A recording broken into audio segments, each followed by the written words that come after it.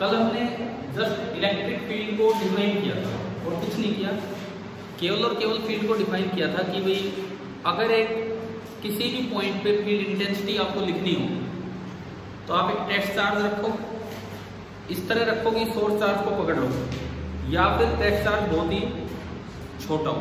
कल वो लिमिट वाली बातें आगे की हमारे समझ में, तो अल्टीमेटली हमने ये देखा था कि जो ई की डेफिनेशन होती है, ई की डेफिनेशन होती है वो सिंपली आपका क्या निकल के आया था, F by Q.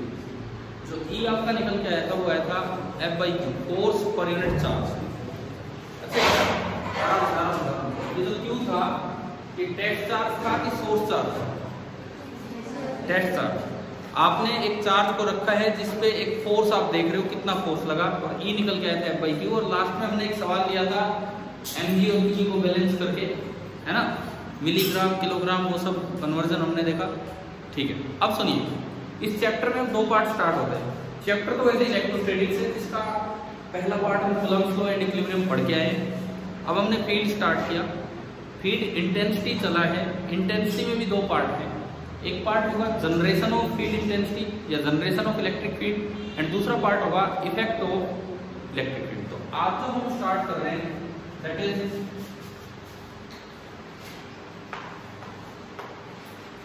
Generation of electric field, और ये काम होगा सोर्स चार्ज का। जनरेशन ऑफ इलेक्ट्रिक फील्ड, और ये आपका काम होगा सोर्स चार्ज का। कोई भी सोर्स चार्ज है जो किसी दूसरे पे फोर्स लगाने वाला है वो कितना फील्ड फैलाएगा ये हमें देखना है। ठीक है, सपोज हम इधर आ जाओ, एक ही सीट है, इधर आ जाओ।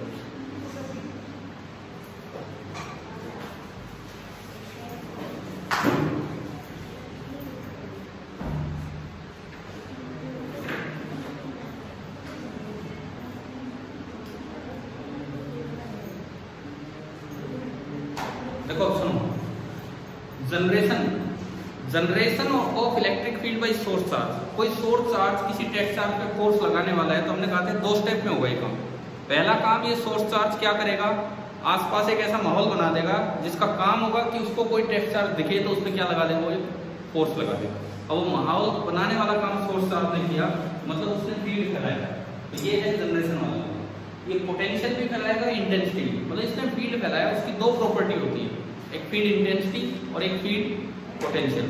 इस चैप्टर में, इस पार्ट में हम फील्ड इंटेंसिटी पढ़ेंगे, फिर नेक्स्ट में पोटेंशियल पढ़ रहे हो। तो आप ये देखते हैं किसी भी चार्ज की वजह से आपने कितना फील्ड फैलाया, कैसे निकालना स्टार्ट करें। नंबर 1, सबसे पहले हमारा आता है due to a point charge.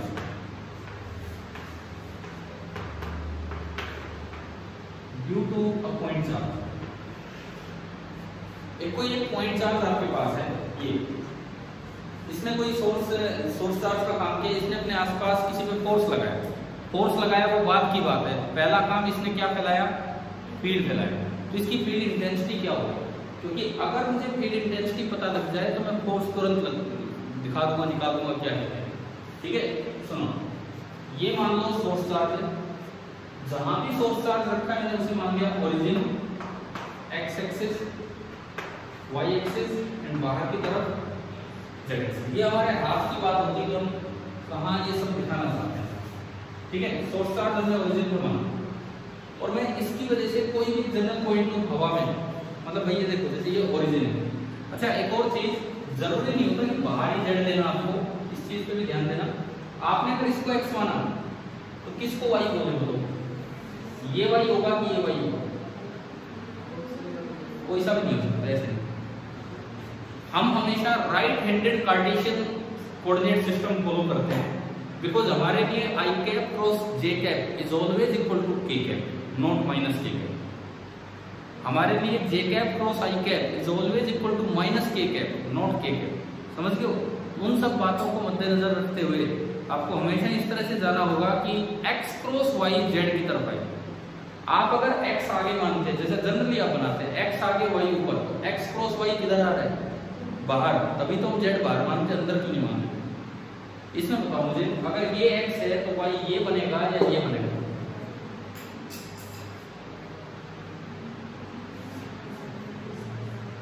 देखो सुनो, मैं दोनों लेके देखता हूँ। सपोज मैंने ऊपर वाला y मान लिया, ऊपर वाला मैंने y मान लिया, x बाहर y ऊपर, x बाहर y ऊपर, x क्रॉस y किधर गया? क्या तीसरा एक्सिस मेरा उधर है? नहीं। क्या आता है कि क्रॉस प्रोडक्ट की नहीं आता, हाथ घुमाना आता है पक्का, ठीक है। x बाहर y ऊपर, तो x की तरफ आकर के y की तरफ घुमाया, ये नहीं पूरा टर्न नहीं करना, मैं इसको दिखा रहा हूँ यूं, अंगूठा उधर गया जब ये इधर। अब एक बार आप y इधर मान लो, अगर मान लो x इधर है, ओ भाई कौन सा हाथ चल रहा है, कौन सा हाथ घुमा रहे हो भाई? राइट हैंड तुम्हारा लिखने में बिजी है, बोले हाँ राइट है, फिर तो आप लेफ्ट हैंडेड कार्टेशियन सिस्टम ले लोगे और कुछ नहीं। अरे देखो यार सुनो, अगर मैं y इधर मानूं, x बाहर है y आगे है, तो x क्रॉस y किधर जाएगा? ऊपर। समझ रहे हो? क्या ऊपर ही है हमारा तीसरा एक्सिस? इसका मतलब डेफिनेटली ये y एक्सिस होगा और ये क्या होगा आपका z एक्सिस। क्या समझ आए? इससे एक चीज और जाहिर हो रही है, थोड़ा बेसिक कॉन्सेप्ट्स में ज्यादा कमी है, हम अच्छी चीजें पढ़ जाते हैं लेकिन बेसिक कॉन्सेप्ट थोड़े से हमारे ढीले। आपको याद होगा जो हमने स्टार्टिंग लेक्चर लिया था, उसके मैंने आपको नॉर्थ साउथ ईस्ट वेस्ट सिखाया है ना, वो तो 5वीं के बच्चे को भी सिखा सकते हैं। अब 5वीं में ना सीखे 6वीं में सिखा दो, 6वीं में ना सीखे 7वीं में सिखा दो, आपने कब सीखा हो? 12th में। तो मतलब मैं ये कह रहा हूँ कि ये कुछ बेसिक चीजों की कमी हो रही है, तो उसको सुधारो जल्दी जल्दी करके। ये क्रॉस प्रोडक्ट यूज करना क्लियर हो गया? ये फिक्स नहीं है, एक्स ही है। अब मैंने हवा में कोई पॉइंट लिया, जैसे मैं अपने इस रूम से कंपेयर करूं, ओरिजिन वो कॉर्नर, वहां पे क्यू चार्ज है, इधर की तरफ निकला एक्स एक्सिस, इधर की तरफ निकला वाई एक्सिस, और ये ऊपर की तरफ जो लाइन गई वो जेड एक्सिस। ठीक है, अब मैंने ये कैमरा वाला ये पॉइंट ये यहाँ ले लिया, ना तो ये एक्स एक्सिस पे है, ना एक्स पे है, ना वाई पे है, और ना जेड पे है, ना वाई जेड प्लेन में है बाहर है, ना आपका एक्स जेड प्लेन में है, और ना ही ये एक्स वाई प्लेन में। ये तो हवा में कोई पॉइंट हो गया। अब यहाँ तो हवा वाला पॉइंट भी बोर्ड पे दिखेगा, हवा में दिखेंगे, ठीक है। तो ये हवा में पॉइंट है जिसके कार्टेशियन कोऑर्डिनेट्स क्या बनेंगे? एक्स वाई जेड, ये इसके कार्टेशियन कोऑर्डिनेट्स। ठीक है, अब सुनिए, इस जगह मुझे ये मैंने बोला ये फील्ड पॉइंट है। फील्ड पॉइंट मतलब जहां मुझे फील्ड निकालना है, जहां मुझे फील्ड निकालना है। कल जब हमने फील्ड को डिफाइन किया इंटेंसिटी को, तो मैंने आपको एनसीईआरटी की कुछ 2-4 लाइनें पढ़वाई थी। क्या वो समझ आ गया था अनस्पेसिफाइड सोर्सेज और क्या है क्या नहीं? घर जाके पढ़ा वो? कोई बात नहीं, पढ़ लेना चाहिए वैसे। अब सुनो, इधर सुनो, ये पी पॉइंट है, फील्ड पॉइंट। मुझे यहाँ फील्ड निकालना है, तरीका एक ही है। सबसे पहले मैं यहाँ क्या रखूँ? क्या रखूँ? Test charge. किस तरह रखूँ? इसको पकड़ के, ये मूव ना करें। समझ आया? सबसे पहले मैंने यहाँ रख दिया है टेस्ट चार्ज। मान लो टेस्ट चार्ज मेरा क्या है? Q। Let this be the test charge. क्या फील्ड की वैल्यू इस Q पे डिपेंड करेगी कि नहीं करेगी? वो तो कल पढ़ा था हमने, बिल्कुल नहीं करेगी। फील्ड की जो वैल्यू है वो Q पे बिल्कुल डिपेंड नहीं करेगी, वो केवल और केवल किस पे डिपेंड करेगी? Source charge. ठीक है, आपने क्या किया? इसकी वजह से उस पर फोर्स देखा, और फिर फोर्स को किससे डिवाइड कर दिया? Q से। यही तो होता है, यही होता है। चलिए फोर्स देखते हैं। तो सबसे पहले मैंने इससे उसको ज्वाइन किया, पोजीशन वेक्टर बनाया, आर वेक्टर। अब क्या क्या बनेगा ये आर वेक्टर? अगर आपको एक्स वाई जेड दिख रहे हैं तो मुझे लगता है ये तो सब बच्चे भी इतना जानते ही, एक्स आई कैप प्लस वाई जे कैप प्लस जेड के कैप, एक्स आई कैप वाई जे कैप जेड के कैप। आता है नहीं तो सभी को लिखना। आर वेक्टर भी होगा। आर का मैग्नीट्यूड अगर मुझे चाहिए x square plus y square plus z square की पावर कितनी? हाफ। क्लियर? अब अगर मैं यहाँ टेस्ट चार्ज रख रहा हूँ तो कॉलम ने बताया था कि ये Q पे कितना फोर्स लगाएगा। मान लो दोनों पॉजिटिव है तो फोर्स किधर लगेगा? बाहर की तरफ। Let this force be F। हमने ऐसी व्यवस्था बना रखी है कि ये ना भागे बाई सम अनस्पेसिफाइड फोर्सेस। कल पढ़ा था या नहीं? ठीक है, कूलम्ब्स लॉ से फोर्स बताओ कितना होगा? 1/4πε0। बोलो बताओ, capital Q small Q upon क्या, ये डिस्टेंस कितनी, मोड ऑफ आर का होल स्क्वायर। ये तो मैग्नीट्यूड हुआ था नहीं, आप इधर तो वेक्टर साइन लगा के चल रहे हो, ये तो मैग्नीट्यूड हुआ। डायरेक्शन, क्या इस फोर्स की डायरेक्शन आर की डायरेक्शन ही है कि नहीं? क्या इस फोर्स की और आर की डायरेक्शन सेम है? तो मैं आर की जो डायरेक्शन है वो फोर्स की डायरेक्शन है, तो इनटू क्या कर सकता हूँ आर। क्या ये समझ आ गया यहाँ तक? ठीक है। अब इसको थोड़ा थोड़ा हम एक्स वाई जेड की तरफ लेके चले। देखिए इधर ये जो फोर्स आया, चलो फोर्स को पढ़ा करते हैं। बाय डेफिनेशन ई क्या होता है, कल जो हमने पढ़ा था ई जीएफ में पढ़ते थे, तो यूनिट तो यही चल रही है इलेक्ट्रोस्टैटिक्स, तो इतना तो पता ही है फिर ई क्या होता है। ई क्या होता है, F by Q. By definition जो आपका ई होता है that is F by Q. F by Q करते ही देखो क्यू कट गया, तभी तो ई इंडिपेंडेंट है उससे। टेस्ट चार्ज पे तो ई बिल्कुल भी डिपेंड नहीं करता। तो इसका मतलब जो ई आया, ई कितना आया 1/4πε0 capital Q upon mod of R का होल स्क्वायर और इनटू आर। अब हम थोड़ा सा इसको जज करेंगे कि ये क्या आ गया, किस तरह का। एक बार नोट को कर दो, करिए लीजिए। पॉइंट चार्ज का फील्ड, पॉइंट चार्ज ने कितना फील्ड जनरेट किया वो हमारे पास आ चुका है।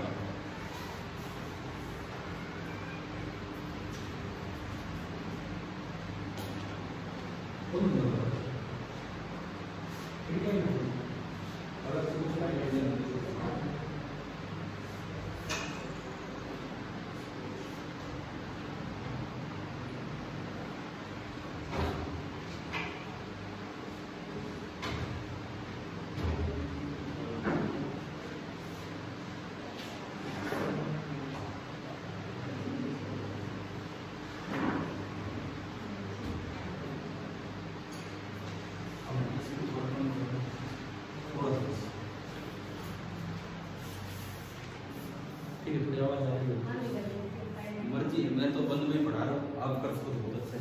ध्यान नहीं रहा, ठीक है ठीक है, ध्यान नहीं रहा, उधर पढ़ा लेते हैं, ध्यान नहीं रहा।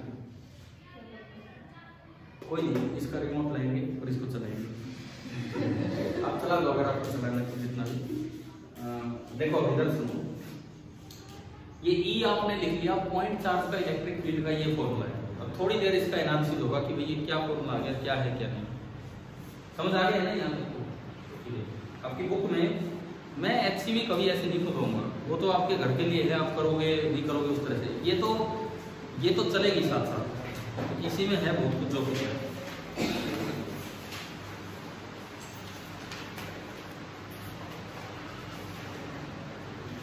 अब आप आ गए कल वाले पेज पे, पेज नंबर 19। कोई बात नहीं, अभी नहीं है बुक तो कोई फर्क नहीं पड़ेगा। पेज नंबर 19 कल थे ना, इसी पेज पे हम देख रहे थे, एनसीईआरटी वाले पेज पे। अब ई का ये फॉर्मूला हो गया, एफ बाई क्यू हो गया, सब कुछ हो गया। इसने इन्हीं पॉइंट्स में, पहला पॉइंट तो हमने कल देख ही लिया था, दूसरा पॉइंट भी कल देख लिया था, तीसरे और चौथे पॉइंट में इसने उस फील्ड को डिस्कस कर लिया कि भाई क्या है और क्या नहीं है। अब वो मैं आपको बताता हूँ, देखिए मैं थोड़ा सा उसका एनालिसिस कर देता हूँ क्या है, फिर वहां से पढ़ लेंगे। ई का एक्सप्रेशन आ गया, पॉइंट चार्ज का फील्ड ये होता है। देखो इसके बाद देखिए,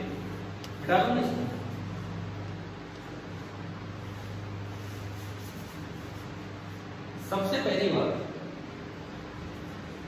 मैग्नीट्यूड ऑफ ई। सबसे पहली बात मैं निकालूं मैग्नीट्यूड ऑफ ई, तो आर कैप तो केवल डायरेक्शन है, बाकी बचा हुआ तो सारा मैग्नीट्यूड ही है। अगर आप ई का मैग्नीट्यूड निकालें तो ई का मैग्नीट्यूड निकल के आ रहा है के, बोल दो इसे यार ताकि याद रह जाए थोड़ा, के क्यू अपॉन इस दूरी को मैं क्या कह सकता हूँ, आर स्क्वायर। एक पॉइंट चार्ज के फील्ड का जो इंटेंसिटी का फॉर्मूला होता है के क्यू अपॉन आर स्क्वायर होता है, और इसी को कूलम्ब लॉ बोल देंगे हम आगे से। ये अपने आप में कूलम्ब लॉ है, हालांकि कूलम्ब लॉ का यूज करके ये क्या आया है, लेकिन आगे से याद रखें पॉइंट चार्ज का फील्ड किसी r डिस्टेंस दूर होता है k/r²। This expression is also known as Coulomb, क्योंकि कूलम्ब लॉ तो लगाया था एक बार बस क्यों डिवाइड किया। तो ये जो खाली ये जो एक्सप्रेशन है E = k/r², इसको भी हम क्या बोल दिया करते हैं, कूलम्ब। क्लियर हो गया पहला पॉइंट, ठीक है। दूसरी बात, अगर मैं कोऑर्डिनेट्स पे चलूं x y z, r² क्या है, देखो आपने r क्या लिखा था, मैंने मिटा दिया, आपने लिखा होगा कॉपी में। r क्या था, x² + y² + z² की पावर 1/2। अगर वो आप इसमें पुट करें तो पावर हाफ कैंसिल होगी। तो हमारा ये जो e आया, e का magnitude in terms of Cartesian coordinate it is coming out to be kq/x² + y² + z²। kq/x² + y² + z²।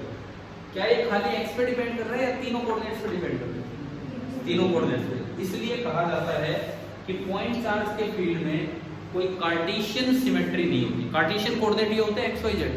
भाई सिमेट्री का क्या मतलब होता है? कई तरह के कोऑर्डिनेट्स होते हैं। ये हम लोग जो पढ़ के आते हैं वो होते हैं कार्टेशियन कोऑर्डिनेट। एक होते हैं स्फेरिकल कोऑर्डिनेट जो आज ही मैं बताऊंगा, एक होते हैं सिलेंड्रिकल कोऑर्डिनेट जो कभी मैग्नेटिज्म में पढ़ेंगे, ठीक है। तीन तरह के कोऑर्डिनेट तो जनरल आप मान के चलो। हम जो पढ़ रहे होते हैं these are rectangular Cartesian coordinate system, दूसरा स्फेरिकल कोऑर्डिनेट सिस्टम, तीसरा सिलेंड्रिकल कोऑर्डिनेट सिस्टम। एक किसी के फील्ड में सिमेट्री कब बोली जाती है? अगर उस फील्ड इंटेंसिटी का मैग्नीट्यूड उस पर्टिकुलर कोऑर्डिनेट सिस्टम में उन तीन वैल्यूज में से केवल एक पे ही डिपेंड करे, दो पे डिपेंड ही ना करे, तो वो एक सिमेट्री होती है। क्या यहाँ पे कार्टेशियन सिमेट्री है क्या? E का मैग्नीट्यूड x पे भी डिपेंड कर रहा है, y पे भी डिपेंड कर रहा है और z पे, यानी कि कोई कार्टेशियन सिमेट्री नहीं। यहाँ है स्फेरिकल सिमेट्री, उस पर हम आएंगे, लेकिन उसके लिए हमें पढ़ना होगा कि स्फेरिकल कोऑर्डिनेट्स क्या होते हैं, ठीक है। चलिए हम आगे बढ़े। इसके बाद ये आपका E निकला in terms of x y z। यहाँ लिख देना no symmetry in terms of Cartesian coordinates. No symmetry in terms of Cartesian coordinates.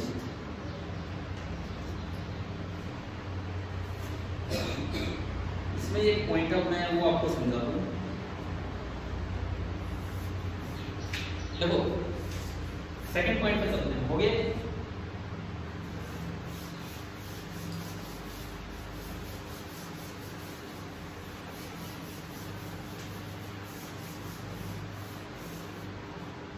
अब मैं इन पॉइंट्स को देखूंगा स्फेरिकल कोऑर्डिनेट्स में। उसी पॉइंट को देखिए कैसे, ये माना था नेक्स्ट आपके अकॉर्डिंग बार, ये y और ऊपर z, ये पॉइंट हवा में है। एक और भी तरीका होता है इस पॉइंट की पोजीशन को दिखाने का, r, theta and phi. x y z की जगह r, थीटा, फाई से भी आपको मैं बताऊंगा इसका मतलब। आप एक लाइन पढ़ो अपनी किताब में, पॉइंट नंबर 4 इसी पेज पे, पॉइंट नंबर 4 इसी पेज पे, पेज नंबर 19 पे, पॉइंट नंबर 4 में एंड में क्या लिखा है? It has a spherical symmetry. एक पॉइंट चार्ज के फील्ड में स्फेरिकल सिमेट्री होती है। अब उसका मतलब क्या है वो हम समझें। एक पॉइंट चार्ज के फील्ड में स्फेरिकल सिमेट्री होती है, बस इसने तो इतना ही बताया है, इसका मतलब क्या है वो मैं आपको बताऊं। इसी पॉइंट तक पहुंचने का एक और तरीका है, आप डायरेक्ट ओरिजिन से इसको ज्वाइन कर दो। इस दूरी को तो क्या कहते हैं हम? r। एक कोऑर्डिनेट तो ये होगा। इस लाइन ने z एक्सिस के साथ कितना एंगल बना रखा है? उस एंगल को क्या कहते हैं? थीटा। और फाई क्या चीज है? आप यहां से एक परपेंडिकुलर डाल दो xy प्लेन पे। भाई मेरा ये पॉइंट यहाँ है कैमरा के पास, नीचे जो प्लेन है वो xy प्लेन है, मैंने यहाँ से जो स्टैंड लगा हुआ है वो क्या डाल दिया? सीधा एक परपेंडिकुलर। उस परपेंडिकुलर को ओरिजिन से ज्वाइन कर दो। देखो मैंने यहाँ से एक परपेंडिकुलर डाल दिया इस प्लेन पे, और उस परपेंडिकुलर को आप ओरिजिन से, या आपने परपेंडिकुलर डाला और उस परपेंडिकुलर को ओरिजिन से ज्वाइन कर दो x एक्सिस के साथ। इस नीचे वाली लाइन में जो एंगल बनाया है इसे क्या बोलते हैं? फाई। एक तरीका यहाँ तक पहुंचने का था x y z, तब भी बाहर आओगे। एक तरीका यहाँ तक पहुंचने का है कि ये तीन वैल्यू आप बता दो। तीन वैल्यू कैसे? कि ओरिजिन से दूरी कितनी है? आर। किस डायरेक्शन में जाना है? जेड एक्सिस के साथ थीटा एंगल पे। लेकिन जेड एक्सिस के साथ थीटा भी बहुत सारे बनेंगे, ये कौन बन जाएगा पूरा जेड एक्सिस के साथ थीटा एंगल इधर भी है, थीटा उधर भी है, थीटा उधर भी, कौन भी बन जाएगा। ऐसी जगह जाना है जहां से अगर आप परपेंडिकुलर डालें एक्स वाई प्लेन पे तो एक्स एक्सिस के साथ उस लाइन में एंगल कितना बना रखा हो? फाई। इन कोऑर्डिनेट्स को हम बोलते हैं, ये कौन से कोऑर्डिनेट्स हैं? Spherical coordinates. These are the spherical coordinates. Clear है? अब आप ई का मैग्नीट्यूड बताओ। यहाँ अगर आप यहाँ ई का मैग्नीट्यूड लिखें, इस पॉइंट चार्ज को मैं रख रहा हूँ ओरिजिन पे, इसकी वजह से यहाँ जो फील्ड होगा बाहर की तरफ होगा। अभी भी देखा था हमने, फोर्स बाहर लग रहा था तो फील्ड बाहर है। और वो ई इन टर्म्स ऑफ आर हमने डेराइव भी किया था के क्यू अपॉन आर स्क्वायर। अब आप बताओ आर थीटा और फाई में क्या है? तीनों पे डिपेंड कर रहा है फील्ड। क्या आर थीटा और फाई में से ये जो फील्ड का मैग्नीट्यूड है आर थीटा और फाई तीनों पे डिपेंड कर रहा है? केवल एक पे डिपेंड कर रहा है, केवल एक पे। किस पे? आर पे। यानी कि दिस थिंग इज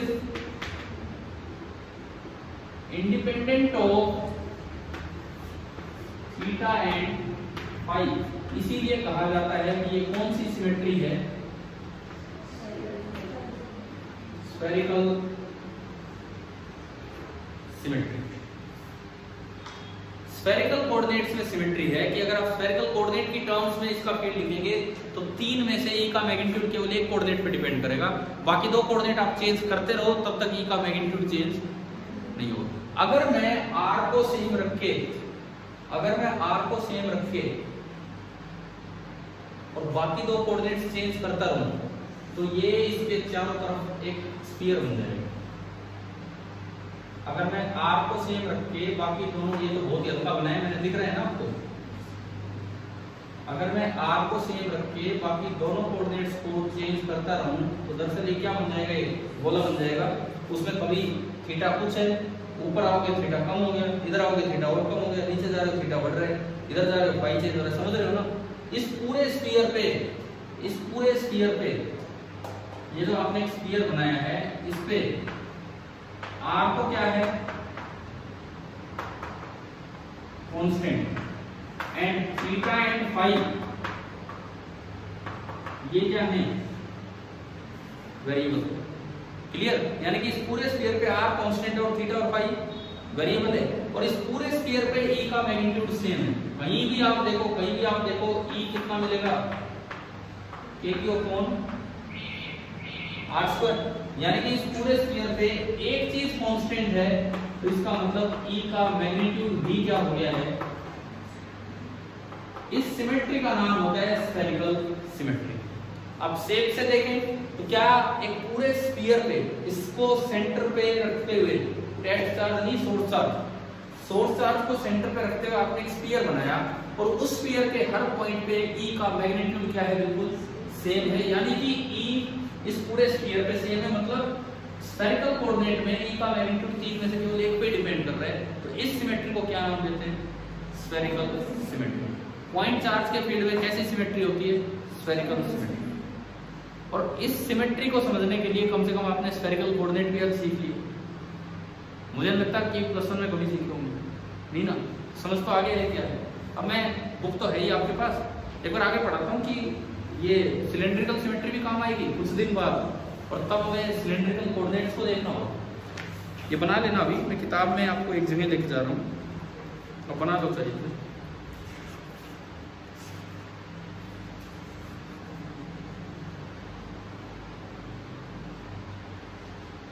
एक बार आप पेज नंबर 148 पे हो, एक बार जस्ट एक्स्ट्रा का पॉइंट समझ रहे हो। पेज नंबर 148 पे हो, पेज नंबर 148 एनसीईआरटी बुक में। अरे फिर बना लेना, एक मिनट मेरी बात सुनो। पेज नंबर 148 पे आप लोग आइए, और यहाँ पे इसने जो निकाल रखा है इस पेज पे मैं बता देता हूँ। एक लाइन वायर है, करंट कैरिंग वायर, वहाँ इलेक्ट्रिक फील्ड नहीं, वो मैग्नेटिज्म वाला चैप्टर, तो उसने कौन सा फील्ड निकाला हुआ है? Magnetic field. अब उसमें ना सिलेंड्रिकल सिमेट्री है, तो मैं आपको थोड़ा सा एक लाइन पढ़ाता हूँ ताकि आपकी समझ आए, एक उत्सुकता बनी रहे कि कभी ये कोऑर्डिनेट्स भी हमें सीखने। आप इसके पॉइंट नंबर 1 पे आओ। पॉइंट नंबर 1 दिख रहा है, नीचे नीचे नीचे 1 2 3 में दिख गया। अब ये सुनो क्या लिखता है, इट इम्प्लाइज दैट, भाई बी का फॉर्मूला आया μ0I/2πr। अब ये लिखता है कि it implies that the field at every point on a circle of radius r, छोड़ो इसको, नीचे आओ। इन अदर वर्ड्स, मिल गया ये, in other words the magnetic field possess what is called cylindrical symmetry. अब ये एक अलग सिमेट्री आएगी, इसका मतलब इन्होंने आगे क्लियर किया, वो देखिए, the field that normally can depend on 3 coordinate. वो 3 कोऑर्डिनेट क्या होते हैं वहां सिलेंड्रिकल कोऑर्डिनेट में, मैं आपको बता दूं वो 3 कोऑर्डिनेट क्या होते हैं, सुन लो, r, फाई और z। सिलेंड्रिकल कोऑर्डिनेट की मैं अगर बात करूं ना, वहां जो आपके 3 कोऑर्डिनेट होते हैं वो होते हैं r, फाई और z। समझा लेता हूं एक सेकंड, अभी आगे जरूरत पड़ेगी। ये y है, ये x है, ये z है। इस पॉइंट के जो 3 सिलेंड्रिकल कोऑर्डिनेट है वो कैसे बताए जाते हैं। सबसे पहले आप यहां से एक परपेंडिकुलर डाल दो xy प्लेन पे, डाल दिया। सबसे पहले यहां पे एक परपेंडिकुलर डाल दिया xy प्लेन पे, ये एंगल वही है, वहां कितना है एंगल फाई, यहां भी एंगल कितना होगा फाई। अब इसमें r नहीं, ये लेंथ, इस लेंथ को हम किससे डिनोट कर देते हैं, r। समझ लो, डायरेक्ट लाइन थी सिलेंड्रिकल, और ये हाइट वही है जो वहां थी z, लेकिन z इसमें शामिल नहीं था। तो ये पॉइंट जो है इसको 3 तरीके से आप कह सकते हैं, या तो x y z, वो कौन से कोऑर्डिनेट है, कार्टेशियन कोऑर्डिनेट, या r थीटा फाई, ये कौन से कोऑर्डिनेट है, या फिर r फाई z सिलेंड्रिकल। क्या इसका r और इसका r सेम है, इसमें तो r है डायरेक्ट डिस्टेंस, जबकि इसमें r क्या है, परपेंडिकुलर जो आपने डाला उसकी ओरिजिन से लंबाई है, समझ गए। अब वो जो फील्ड होगा, जब उस चैप्टर में आप जाएंगे तो वहां पता लगेगा कि वो फील्ड केवल इस पे डिपेंड कर रहा है, चाहे इन दोनों को चेंज करते रहो, जब तक r कांस्टेंट है वो चेंज नहीं होगा। तो उसमें कौन सी सिमेट्री है, कौन से कोऑर्डिनेट है, सिलेंड्रिकल कोऑर्डिनेट। तो वहां कौन सी सिमेट्री बोली जाएगी, सिलेंड्रिकल सिमेट्री। क्यों, अगर आप इन दोनों को चेंज करके और r को सेम करके कोई शेप बनाएंगे तो एक सिलेंडर बन जाएगा। इसके चारों तरफ, इस z एक्सिस के चारों तरफ क्या बन जाना है भाई, z ही तो परपेंडिकुलर दूरी तो सेम रखनी है, वो क्या बन जाना है, सिलेंडर। ठीक है, तो उस पूरे पे हर जगह b का मैग्नीट्यूड, b होता है मैग्नेटिक फील्ड, उसका मैग्नीट्यूड। तो अब थोड़ा सा आइडिया आपको लग रहा है मैथमेटिक्स का, ये वो मैथमेटिक्स है जो मैथ्स में नहीं पढ़ाया जाएगा भाई।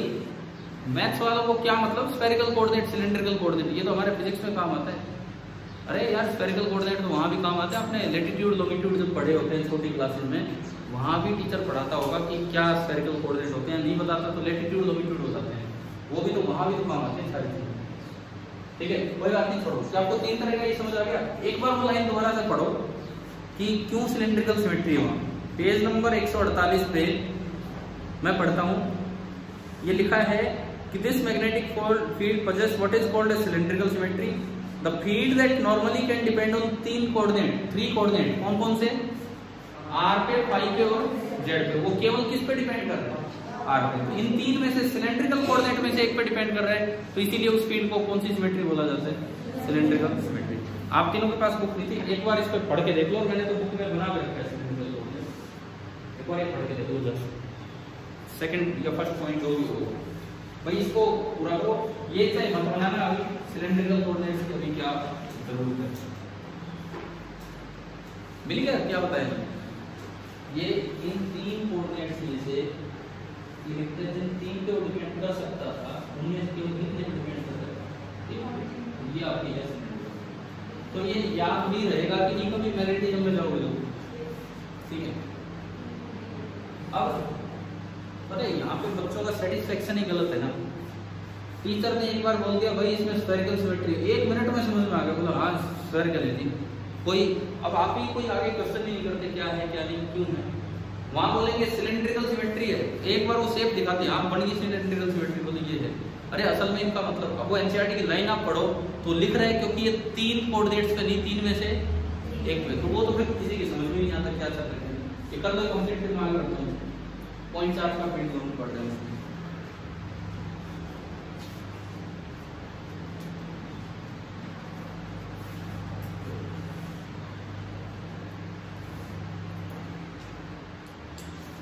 अब पता है जहाँ ये पेज नंबर कौन सा था? 48 था, कौन सा था?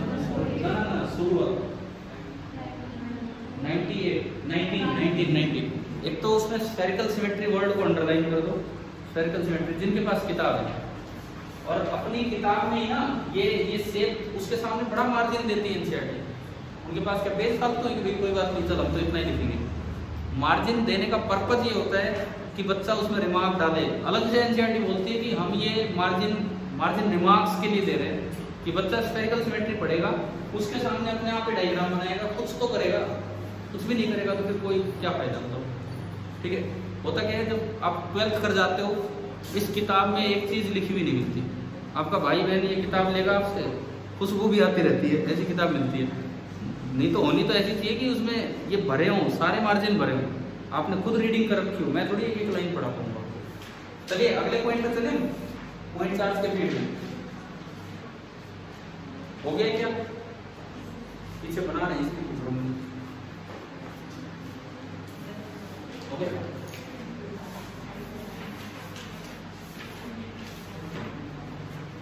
सिलेंड्रिकल को जब समय आएगा तब यूज करेंगे।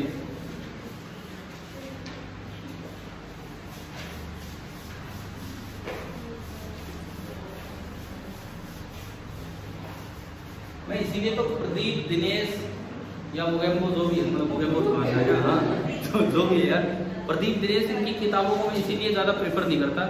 ये उस चीज़ को तो बहुत एक्सपेंड कर देते हैं जिसकी एक्सपेंशन की ज़रूरत ही नहीं है, और इस तरह के पॉइंट्स को मिस कर जाते हैं जहाँ ये बताना पड़े कि ये 3 में से एक कोऑर्डिनेट पे डिपेंड कर रहा है, फिर वो कोऑर्डिनेट बताने पड़ेंगे, तो उन चीज़ों को तो मिस ही कर जाते हैं। ये मिस नहीं करते, कहीं दे भी दिया तो बच्चा मिस करता है, बोले इतनी मोटी किताब होती है ये थोड़ी पढ़ेगी, फिर उसमें से गिनती की बातें पढ़ के जाता है। तो मैं तो यही कहूँगा एनसीईआरटी बुक आपकी अच्छी वर्मा करे ना करे, एनसीईआरटी बुक का लाइन टू लाइन रीडिंग आपके पास होनी चाहिए कि उसमें क्या दिया है क्या है। सवाल उनसे ही बन के आते रहेंगे अपना। एचसीबी फॉर प्रैक्टिस है। उसके बाद चलें आगे, एक दो पॉइंट्स ही हम सीखने। अब मैं डायरेक्शन की बात करूँ, पॉइंट चार्ज का जो फील्ड होता है वो रेडियल डायरेक्शन में होता है। रेडियल डायरेक्शन मतलब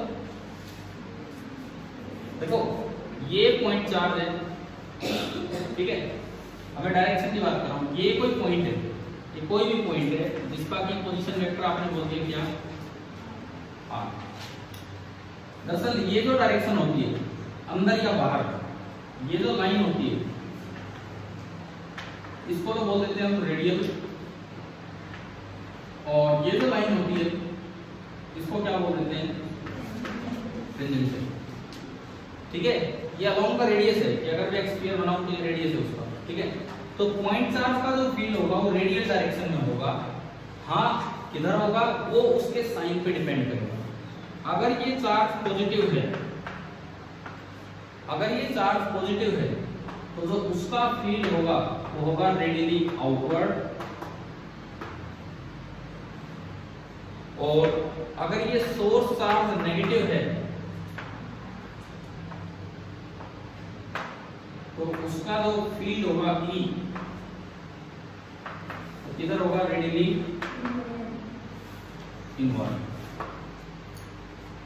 कितना होगा मैग्नीट्यूड की मैं अगर बात करूं तो हम अभी पढ़ के आए K Q upon, and this is, मैं एक बार फिर से बोल रहा हूं कि इस लो को ही हम क्या बोल देते हैं, कूलम्ब लो। ठीक है ना, ये अपने आप में कूलम्ब लो है। यहां मैग्नीट्यूड बताओ कितना होगा, K बोलो,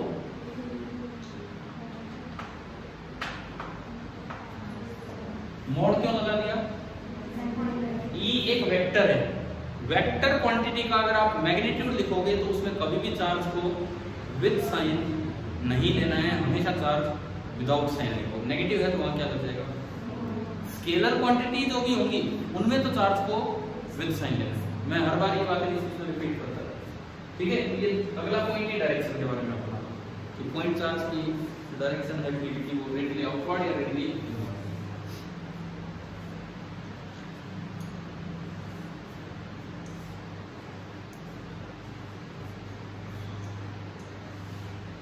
कोई डाउट तो पूछा करो,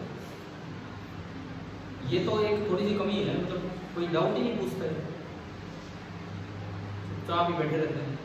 मतलब वो डाउट एक अलग है कि एक्चुअली का ये क्वेश्चन वो तो बाद का डिस्कशन है, कोई बीच में तो डाउट पूछा करो, आपको टॉपिक चल रहा है उसमें। देखो आप डाउट पूछोगे तो हमें वैसे भी अच्छा लगेगा, आप भी ध्यान दे रहे हो बच्चे और कुछ नहीं। समझ में आता रहे तो बहुत अच्छी बात है, फिर तो जबरदस्ती मत पूछना। चले आगे। पॉइंट चार्ज के फील्ड की डायरेक्शन हमारी समझ आ गई है, रेडियल डायरेक्शन होती है, तो रेडियल आउटवर्ड या रेडियल इनवर्ड। ठीक है,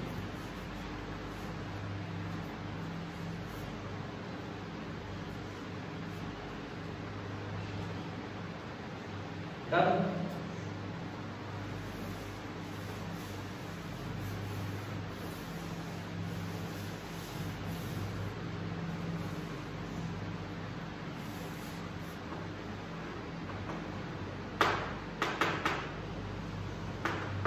फिक्स है,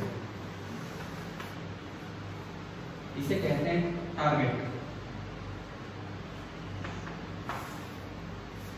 ये किसी का टारगेट है, किसका टारगेट है? तो कोई यहां से चार्ज आ रहा है, बहुत दूर से इसकी तरफ आ रहा है, चार्ज का मास है m और मैग्नीट्यूड है, कुछ नहीं दिया तो दोनों को पॉजिटिव मान। पॉजिटिव पॉजिटिव को क्या करेगा? रिपेल करेगा। पॉजिटिव पॉजिटिव को रिपेल करेगा। तो अभी तक बहुत दूर है, central line, this is called. क्या कभी आपने +1 की केमिस्ट्री में अल्फा रे स्कैटरिंग एक्सपेरिमेंट पढ़ा है?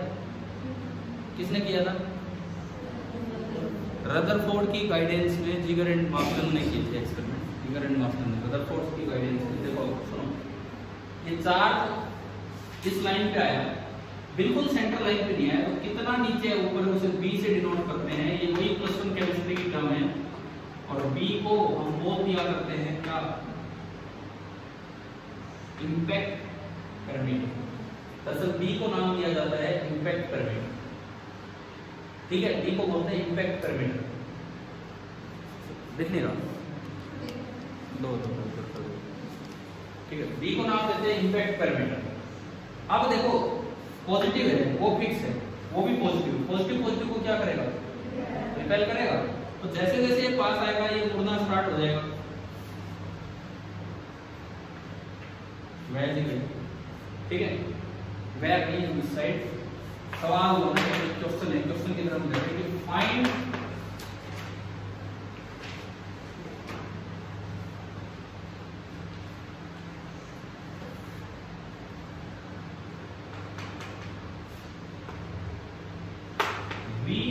r नॉट, इसकी इनिशियल स्पीड है u, इसकी देनी है initial speed. Find v into r naught where r naught is the distance of closest approach,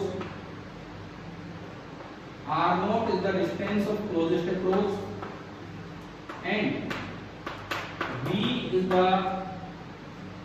speed of projectile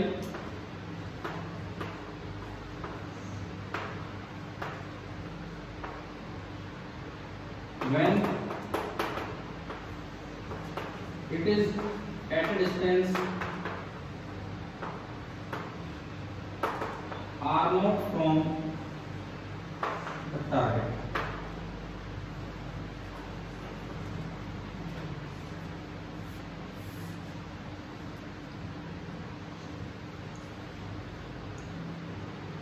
शुरुआत एक ऐसे सवाल से करनी है, शुरू में 2-4 तो ऐसे करने चाहिए थे।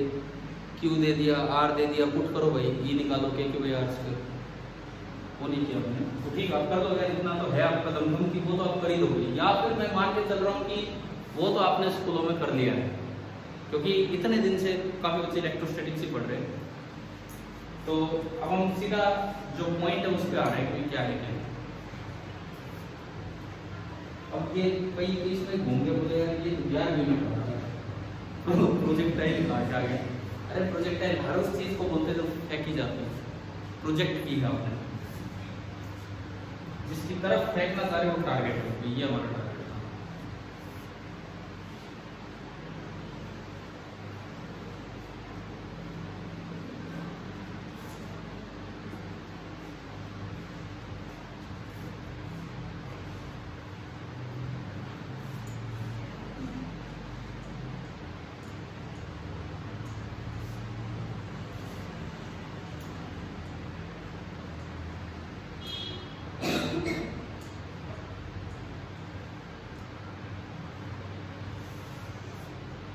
अभी देखो सुनो, मैं किस बात पे जाना चाह रहा हूँ, ये सवाल क्यों दिया आपको।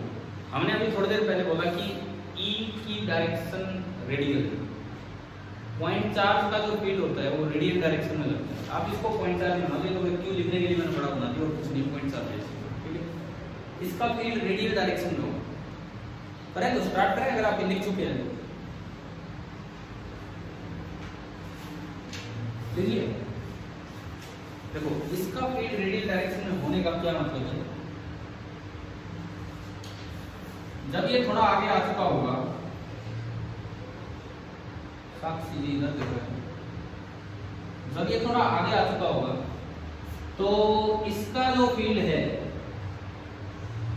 इस डायरेक्शन में होगा, रेडियल डायरेक्शन में। ये भी पॉजिटिव है, ये भी पॉजिटिव है। पॉजिटिव चार्ज पे फोर्स किधर लगता है, फील्ड की डायरेक्शन में कि अपोजिट डायरेक्शन में? हाँ, कल भी हमने वो सवाल लिया था नेगेटिव वाला, है ना। तो यानी कि उसकी वजह से इस पे जो फोर्स लगा वो इस डायरेक्शन के अलोंग लगा, उसकी वजह से इस पे जो फोर्स लगा वो इस डायरेक्शन के अलोंग लगा, और वो इस दूरी पे डिपेंड कर रहा होगा आर पे। ध्यान तो अभी लिखना होगा कुछ भी मत देखो, आप समझो इस चीज को। क्वेश्चन का डायग्राम अलग था, आप चाहो तो सोल्यूशन में ढंग से डायग्राम बनाना, लेकिन अब सीखिए, नहीं तो आप यूं कंफ्यूज हो जाओगे, सवाल में कितना दिया था, हमें क्या करना था, कुछ नहीं पता लगेगा। इधर सुनो, इस वक्त ये बॉल नहीं, ये चार्ज जहां तो इधर है टेंजेंशियल, मान लो ये स्पीड है v1, क्योंकि v तो उस वक्त स्पीड है जो कितनी दूर है r0, और r0 को क्या बोला है, डिस्टेंस ऑफ, मतलब कितनी पास से पास वो पहुंच पाए, कितनी पास से पास वो पहुंच पाए, वो क्या है आपका r1। क्लियर है? देखो अब सुनो, ये v1 इधर है, पहली बात v1 का एक कंपोनेंट इस साइड बनेगा, कितना बनेगा, v1 cos थीटा। तो v1 का एक कंपोनेंट r की तरफ बना, तो अभी r कम हो रहा है कि बढ़ रहा है? इसकी वेलोसिटी का एक कंपोनेंट उधर बना, तो अभी r कम होगा कि बढ़ेगा? कम होगा। थोड़ी देर बाद ये कहीं यहाँ पहुंच लेगा, थोड़ी देर बाद ये कहीं यहाँ पहुंच लेगा। मान लो ये दूरी, ये r1 है, ये दूरी आपकी r2 है, ठीक है। और इस वक्त जो वेलोसिटी है वो इधर है, tangential to the path v2, और v2 का कंपोनेंट करोगे तो इधर बनेगा, इधर की तरफ आ रहा है क्या समझ? तो v2 का कंपोनेंट जो है वो r को बढ़ाना चाह रहा है कि कम करना चाह रहा है? बढ़ाना चाह रहा है।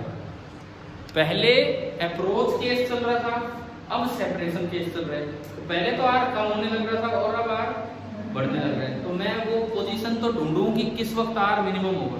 कोई चीज कम हो रही है, कम हो रही है, कम हो रही है, और फिर बढ़ने लगी, यानी कि बीच में एक बार वो क्या हुई होगी, मिनिमम हुई होगी।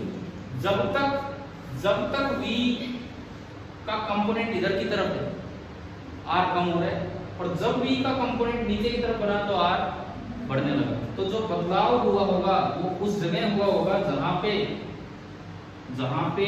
जो आप r को ज्वाइन करें, जो v है वो बिल्कुल उसके क्या हो जाए, परपेंडिकुलर। देखो अभी r और v के बीच का एंगल एक्यूट है, फिर थोड़ा एक्यूट है, यहाँ राइट बना, और उसके बाद कैसे एंगल हो गया, ऑब्ट्यूज होते ही तो v का कंपोनेंट इधर आ गया, वो r को बढ़ाना स्टार्ट कर देगा। एक्यूट था तो r को कम करवा रहा था। तो r मिनिमम कब होगा, जब ये एंगल कितना रहे, 90 डिग्री। और इस वक्त जो ये दूरी है, ये कितनी है, r0। तो पहली चीज तो मैं ये तो आइडेंटिफाई करूं सवाल देख के कहाँ क्या हो रहा है। समझ आया कि नहीं आया, बताओ। आपने एक टारगेट की तरफ एक नहीं आया समझ, सबको समझ आ गया। अब आप ध्यान दो, किस को नहीं आया एक मिनट बता दो, मैं दोबारा क्लियर कर रहा हूँ। क्लियर तो मुझे करना ही है दोबारा। किस को नहीं आया वो हाथ ऊपर कीजिए, ठीक है। अब सुनो, इधर सुनो, किस को आ गया वो बताओ, ठीक है। तो इन दोनों हाथ ऊपर कर दिए।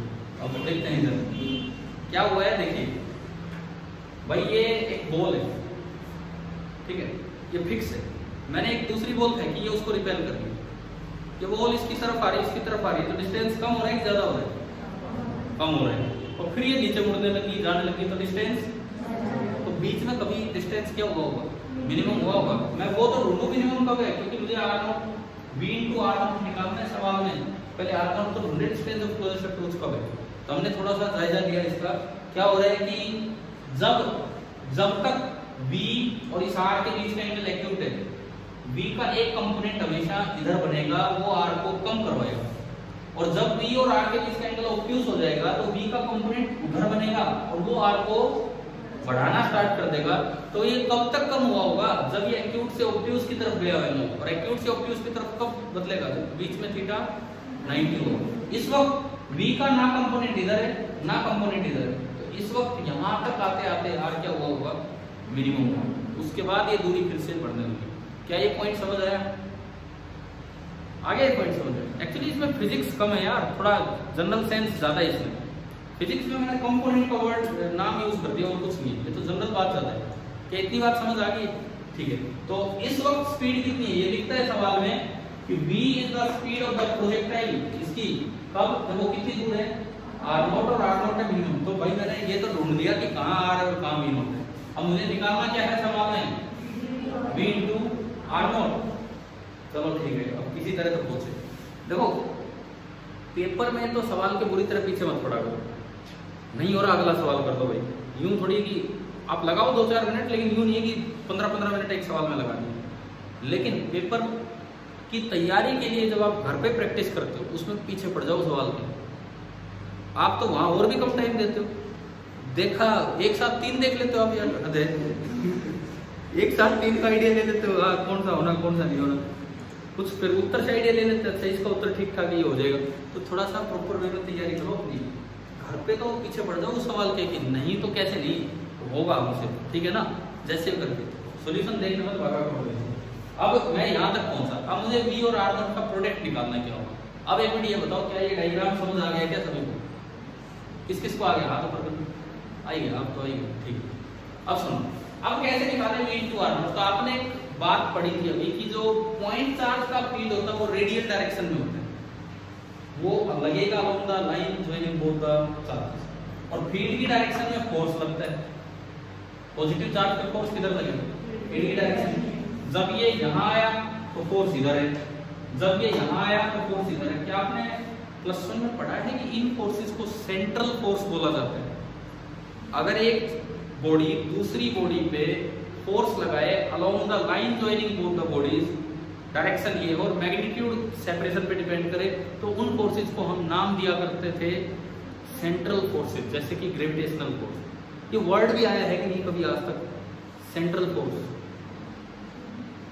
नहीं, शकल से लग नहीं रहा, ये वर्ड ही सुना है। अरे कितने बच्चों ने सेंट्रल फोर्स वर्ड सुना है? कुछ एक बच्चों नहीं आता भाई।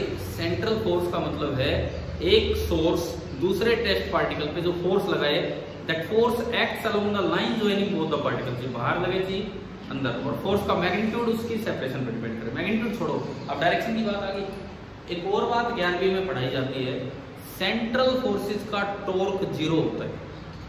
क्यों 0 होता है? टॉर्क होता है R cross F, torque R cross F होता है। जब आप इससे इसके अबाउट टॉर्क निकालोगे तो R भी बनेगा, F भी इधर ही बनेगा। R और F दोनों के बीच का एंगल 0 डिग्री हो गया, तो R क्रॉस F कितना होगा? R क्रॉस F होता है R into F into sin theta, R into F into sin 0 कितना हो गया? 0। ये जो फोर्स लगा, ये कैसा फोर्स लगा? Central force. सेंट्रल फोर्सेस का टॉर्क कितना होता है? 0 अबाउट Q। टॉर्क यार हमेशा एक पॉइंट के अबाउट निकाला जाता है। सेंट्रल फोर्सेस का टॉर्क उस फोर्स के सेंटर के अबाउट। अब ये नहीं पता उस फोर्स का सेंटर क्या होता है। जो फोर्स लग रहा है ना, यहाँ से सेंट्रल फोर्स लग रहा है, वो होता है फोर्स का सेंटर। सेंट्रल फोर्सेस का टॉर्क, टॉर्क तो पता है टॉर्क क्या होता है। सेंट्रल फोर्सेस का टॉर्क उस फोर्स के सेंटर के अबाउट Q हमेशा कितना होगा? 0। अब कभी हम principle of angular momentum conservation पढ़ के आए, principle of linear momentum conservation पढ़ के आए। वो प्रिंसिपल कहता है, principle of linear momentum conservation, कि अगर किसी बॉडी पे फोर्स ना लगे, अरे सुनो तो सही यार, अगर किसी बॉडी पे फोर्स ना लगे तो उस बॉडी का लीनियर मोमेंटम हमेशा कांस्टेंट होता है। लेकिन भाई फोर्स लग रहा है तो इसका लीनियर मोमेंटम कांस्टेंट नहीं है। लेकिन principle of angular momentum conservation कहता है अगर किसी बॉडी पे टॉर्क ना लगे तो उस बॉडी का एंगुलर मोमेंटम क्या रहता है? कांस्टेंट। कभी अगर 11वीं की ये इक्वेशन याद आ जाए, torque is equal to dl by dt, जैसे F होता है dp/dt, ऐसे टॉर्क होता है dl/dt, न्यूटन सेकंड लॉ की तरह। तो अगर टॉर्क 0 होगा तो dl/dt 0, तो L क्या हो गया?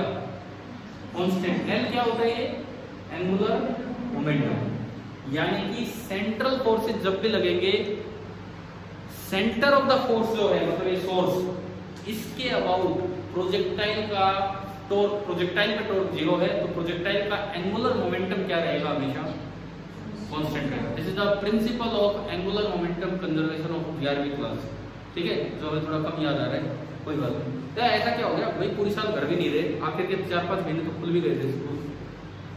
सुनो तो अभी ध्यान से सुनो आगे। टॉर्क 0 है तो जो एंगुलर मोमेंटम रहेगा वो क्या रहेगा? कांस्टेंट।